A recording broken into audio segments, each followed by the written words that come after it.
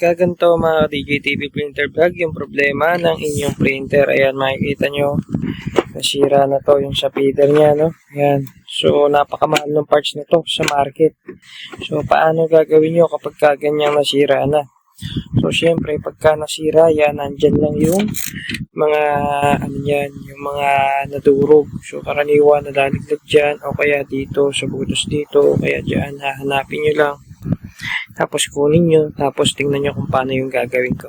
Dito, mga ka-DJTV printer vlog, ayan na, ikabit ko na itong dalawang nagputol na pag-isa ko na sila, tapos ididikit natin yan dyan.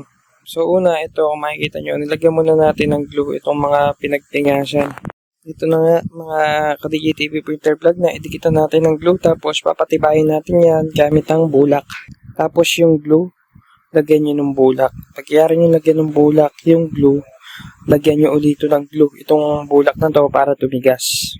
Yan yung mas magpapatibay sa kanya. Kasi kung glue lang yung gamit nyo dyan, masisira din ulito. Okay? So, kailangan nyo lagyan ng bulak. Pagkalagyan ng bulak, kadikit sa glue, lagyan nyo ulit. Basain nyo ulit ng glue. Tapos, titigas na yun ng sobrang tigas.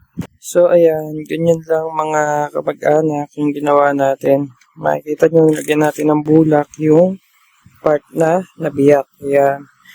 Tapos, dinikitan ulit natin yung bulak no pandikit ng glue, no, para maluto yung bulak, para tumigas. So, ayan, napakatibay na yan mga ka-DJTV printer vlog. So, ito na nga yung resulta kapag kinabit natin siya, mga ka-DJTV printer vlog, no.